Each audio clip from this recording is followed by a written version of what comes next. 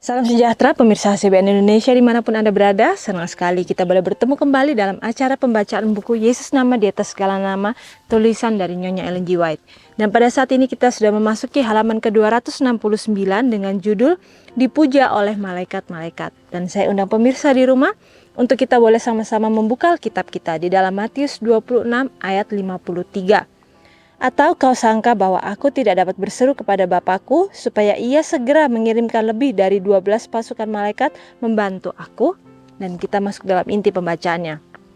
Banyak dari antara para pendengar Kristus yang tinggal di Yerusalem, yang juga tidak tahu akan rencana jahat penghulu-penghulu untuk melawan dia.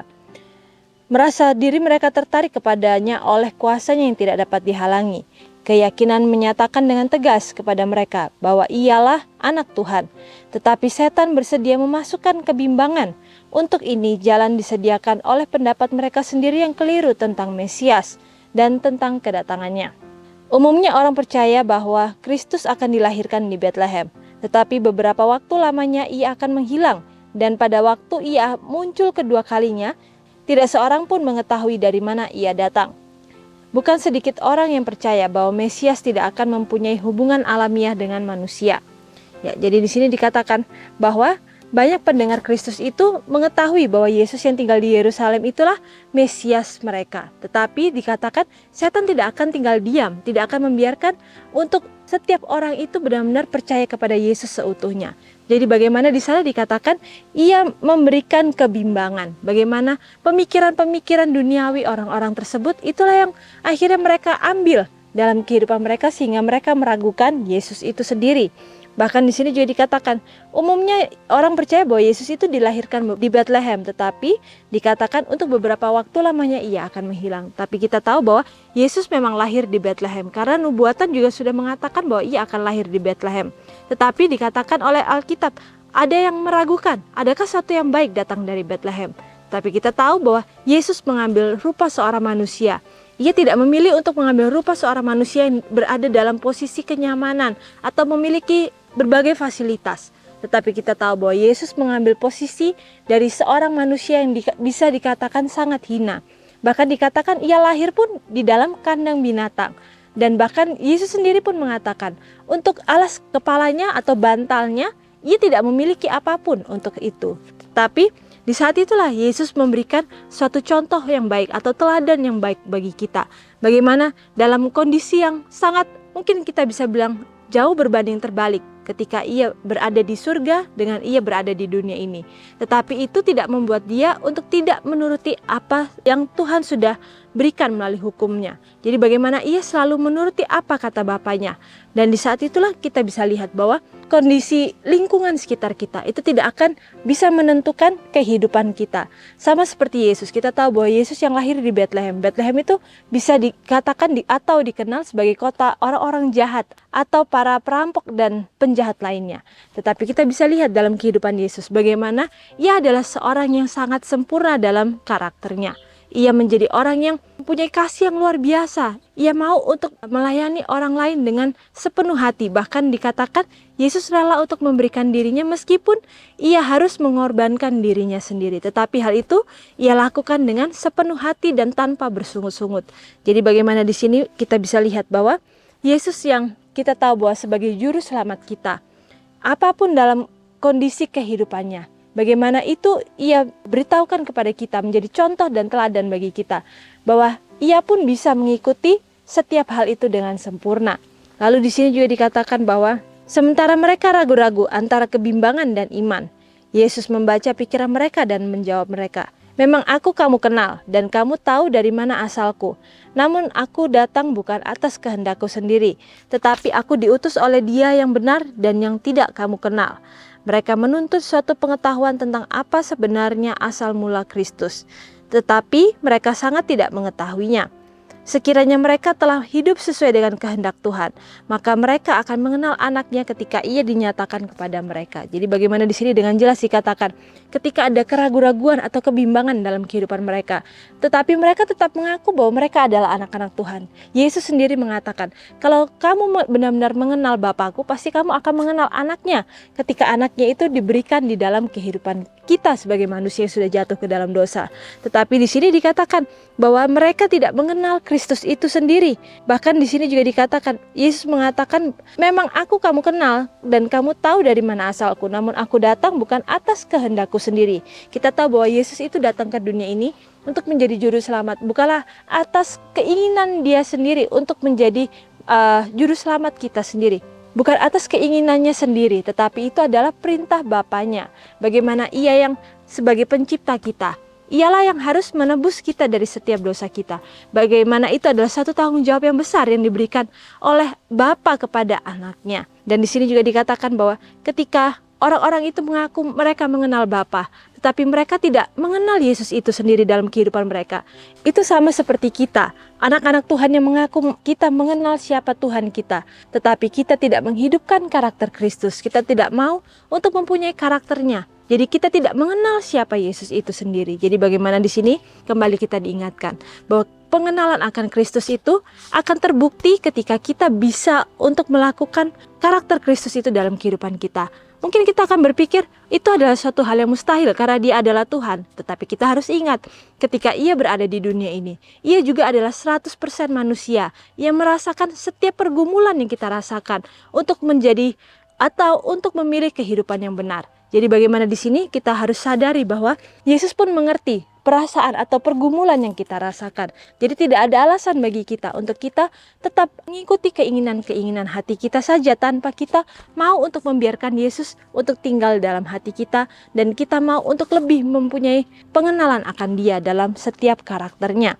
Dan di sini juga dikatakan bahwa setidak-tidaknya para pendengar mengerti akan perkataan Kristus. Jelaslah bahwa perkataan itu merupakan ulangan tuntutan yang telah diadakannya di hadapan Sanhedrin berbulan-bulan sebelumnya, ketika ia menyatakan dirinya sebagai anak Tuhan. Sebagaimana pada saat itu penghulu-penghulu berusaha merencanakan kematiannya, demikian juga sekarang mereka berusaha menangkap dia, tetapi mereka dihalangi oleh kuasa yang tidak kelihatan yang membatasi amarah mereka. Jadi bagaimana kita tahu bahwa Yesus ketika ia berada di Sanhedrin, di hadapan orang-orang Sanhedrin, ia juga mengatakan bahwa ialah anak Tuhan itu. Bahkan mereka pun mengatakan hal tersebut. Tetapi di sini kita tahu bahwa penolakan dari orang-orang Yahudi pada saat itu, penolakan daripada orang-orang Yahudi pada saat itu ketika ia mengatakan atau menyatakan bahwa dirinya itu adalah anak Tuhan itu sendiri. Di saat itu mereka mengatakan bahwa ia menghina Tuhan atau ia mempermalukan Tuhan. Tetapi kita tahu bahwa ia memang berasal dari surga itu sendiri. Jadi tidak ada suatu hal dusta yang ia sampaikan. Tetapi di sini juga dikatakan bahwa hal tersebut akhirnya mengulang kembali pernyataan Kristus itu. Lalu di sini juga dikatakan, di antara khalayak ramai banyak yang percaya kepadanya dan berkata, apabila Kristus datang, mungkinkah ia mengadakan lebih banyak mujizat daripada yang diadakan oleh orang ini? Para pemimpin orang Farisi yang memperhatikan dengan cemas jalannya peristiwa, melihat adanya pernyataan simpati di antara orang banyak itu.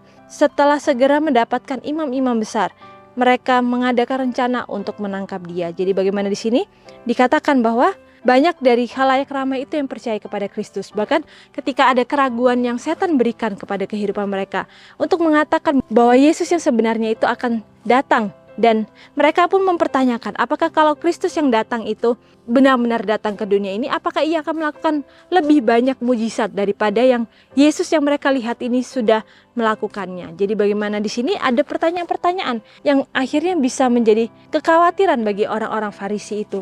Ketika orang-orang Farisi itu, pemimpin-pemimpin itu melihat bahwa orang-orang itu akhirnya memberikan hati mereka, kepercayaan mereka kepada Yesus itu sendiri. Lalu di sini dikatakan, segera setelah ia mendapatkan imam-imam besar, mereka mengadakan rencana untuk menangkap dia. Jadi kita bisa lihat bahwa Yesus itu ditangkap bukan karena kesalahan yang ia buat, melainkan karena kebenaran yang ia buat, yang ia lakukan setiap hari. Itu mengusik kenyamanan dari orang-orang Farisi ini. Dan akhirnya mereka merasa tidak nyaman, karena akhirnya terlihatlah cacat tabiat kehidupan mereka, karena mereka akhirnya bisa Karena akhirnya orang-orang bisa mempunyai perbandingan antara kehidupan orang-orang Farisi dengan kehidupan Yesus itu sendiri. Jadi itu juga bisa kita aplikasikan dalam kehidupan kita. Bagaimana kita tahu bahwa kita yang mengaku umat-umat Tuhan, apakah kita benar-benar mengenal dan menghidupkan karakter Tuhan itu? Ataukah kita hanya sekedar mengatakan atau pemanis bibir saja kita mengatakan bahwa kita ini adalah anak-anak Tuhan itu sendiri. Jadi bagaimana di sini kita kembali diingatkan bahwa ketika kita benar-benar mengaku anak-anak Tuhan, hendaklah kita berusaha untuk menghidupkan karakter Kristus itu. Meskipun itu adalah suatu hal yang sulit, tetapi kita tahu bahwa Yesus pun akan memberikan kepada kita kekuatan, akan memberikan Roh Kudus-Nya untuk membantu dan membimbing kita ketika kita mau datang kepadanya dengan segala kesusahan hati kita, dengan segala ketidakmampuan kita. Kita mengakui bahwa hanya Tuhanlah yang bisa memampukan kita. Dan di sini juga dikatakan bahwa tetapi mereka mengatur hendak menangkap dia ketika ia sendirian, karena mereka tidak berani menangkap dia di hadapan orang banyak. Sekali lagi Yesus menunjukkan dengan jelas bahwa ia membaca niat mereka. Tinggal sedikit waktu saja aku ada bersama dengan kamu, dan sesudah itu aku akan pergi kepada dia yang telah mengutus aku. Tidak lama lagi ia akan mendapatkan perlindungan yang tidak dapat dicapai oleh celaan dan kebencian mereka. Ia akan naik kepada Bapa, sekali lagi dipuja oleh malaikat-malaikat. Jadi bagaimana di sini dikatakan dengan jelas bahwa ketika mereka berusaha untuk menangkap Yesus itu, ia mencari waktu ketika Yesus itu sendirian. Tidak ada orang yang bisa menghalangi penangkapan dari Yesus itu sendiri. Karena mereka takut bahwa orang banyak itu akan berbalik dan menyerang mereka karena mereka berusaha untuk melindungi Yesus. Jadi bagaimana di sini juga dikatakan bahwa tinggal sedikit waktu saja yang Yesus katakan untuk Yesus ada bersama dengan orang-orang itu. Dan tidak lama lagi perlindungan akan tidak dapat dicapai. Dan tidak lama lagi ia akan mendapatkan perlindungan sehingga ia tidak akan dapat dicapai. Dan dikatakan juga ia akan naik kepada Bapa. Sekali lagi ia akan dipuja oleh para malaikat. Jadi bagaimana di sini begitu indah. Yesus akhirnya dikembalikan ke dalam posisinya, kedudukan yang semula ia rela untuk tinggalkan, hanya untuk memberikan kepada semua manusia ini sebuah pengharapan, sebuah kesempatan untuk akhirnya kita bisa mempunyai kehidupan yang kekal. Dan kehidupan yang kekal itu ia harus pertaruhkan setiap hal kenyamanan yang ia sudah miliki pada saat ia berada di surga. Dan ia rela tinggalkan semua itu hanya untuk datang ke dunia ini, menderita kehidupan yang sangat tidak nyaman, yang sangat hina.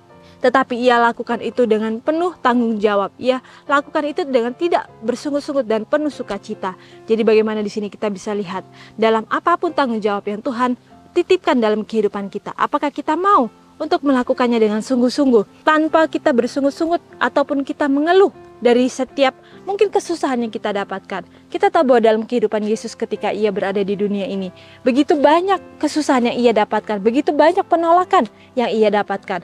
Tetapi itu tidak menghalangi keinginannya untuk terus maju, untuk menjadi juru selamat bagi dunia ini. Itu juga bisa kita teladani dalam kehidupan kita.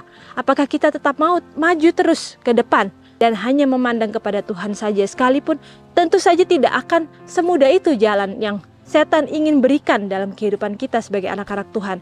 Ia pasti akan memberikan berbagai macam pencobaannya. Dan di saat itu apakah kita mau untuk menyudahi setiap usaha kita, ataukah itu akan membuat kita menjadi pribadi-pribadi yang semakin kuat di hadapan Tuhan. Lalu renungkan lebih dalam bagaimanakah perasaan para malaikat ketika mereka melihat penderitaan Yesus. Jadi bagaimana malaikat yang melihat keindahan Yesus, kesempurnaan Yesus, harus melihat bahwa Yesus itu menderita dengan siksa, menderita kehinaan yang sangat luar biasa. Di saat itulah kita bisa bayangkan bahwa begitu hancur hati para malaikat. Tetapi apakah kita mau menyalibkan Yesus yang kedua kali dengan segala perbuatan kita yang mementingkan diri kita? Hendaklah fokus kita berikan sepenuhnya hanya kepada Tuhan. Dan biarlah segala hal kita serahkan kepada Tuhan, sehingga hanya Tuhanlah yang bisa menuntun kehidupan kita semakin hari semakin seturut dengan kehendak-Nya. Dan sampai di sini acara pembacaan kita pada saat ini, dan sampai bertemu kembali dalam acara pembacaan-pembacaan yang selanjutnya. Dan salam sejahtera, Tuhan memberkati.